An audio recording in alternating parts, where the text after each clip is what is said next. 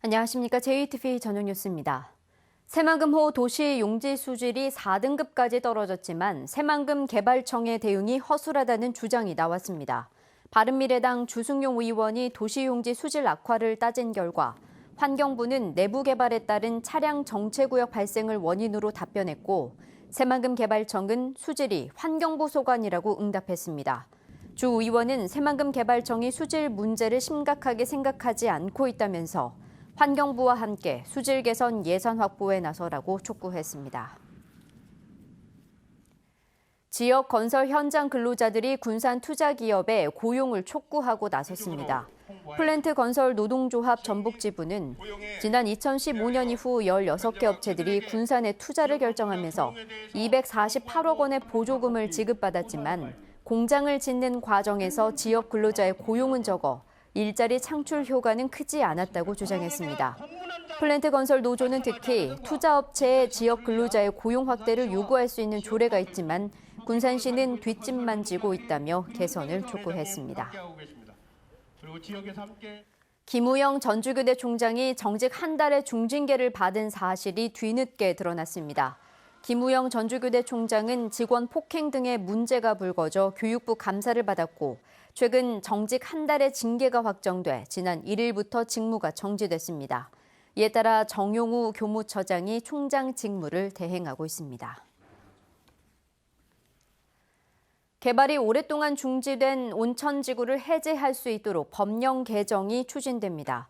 전라북도가 23개 온천지구를 분석한 결과 운영되거나 개발 중인 곳은 9곳에 불과하고 나머지 9곳은 사업 미착수, 5곳은 장기간 미개발 또는 사업 중단으로 나타났습니다.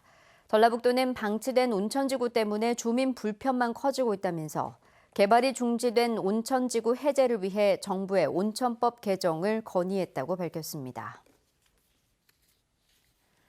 전주 탄소 국가산업단지를 조성하는 사업이 본격화됩니다. LH와 전주시는 다음 달까지 지작물 조사를 완료하고 내년 하반기까지 토지 보상을 마무리한 뒤 산업단지를 2021년에 착공해 2024년에 완공할 계획입니다. 탄소 국가산업단지에는 탄소 소재와 항공 부품 등에 관련된 70여 개 기업과 10여 개의 연구개발 시설이 들어서게 됩니다.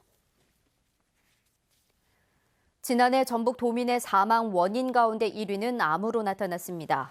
호남지방통계청의 분석 결과 지난해 10만 명당 전북 사망자 수를 보면 암이 92명으로 가장 많았고 자살 26명, 심장질환 24명, 뇌혈관 질환 23명 순으로 조사됐습니다. 호남과 제주 자치단체 가운데 상대적으로 암 사망률이 높은 곳은 임실군과 정읍시, 그리고 전남 해남군 순서로 나타났습니다. 2살 된 여자아이가 세제를 먹고 수차례 병원을 찾아 아동학대 의혹이 제기됐습니다. 전북 아동보호 전문기관은 전주에 사는 2살 A양이 생후 80일이던 지난 2017년 말부터 지난 9일까지 4차례에 걸쳐 세제를 먹고 병원에서 치료를 받아 아동학대가 의심된다며 경찰 수사를 의뢰했습니다. A양의 부모는 청와대 국민청원 글을 통해 맞벌이로 바빠 육아에 소홀한 면은 있지만 아동학대는 아니라며 경찰 조사에 억울함을 호소했습니다. 오늘은 대체로 맑은 가운데 낮 기온은 20도 안팎으로 서늘했습니다. 내일도 평년보다 쌀쌀하겠습니다. 아침 최저 기온은 4도에서 8도로 오늘과 비슷하겠고 설이나 얼음이 어는 곳도 있겠습니다. 아침까지 내륙을 중심으로 옅은 안개가 예상돼 운전에 주의가 필요합니다.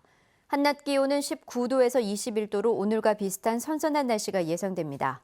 모레부터는 기온이 조금 올라 평년 이맘때 기온을 되찾겠고 당분간 맑고 일교차 큰 날씨가 이어지겠습니다. JTBC 8시 뉴스 예고입니다. 새만금개발청과 개발공사에 대한 국정감사에서 태양광 사업의 환경오염 논란이 또 불거졌습니다.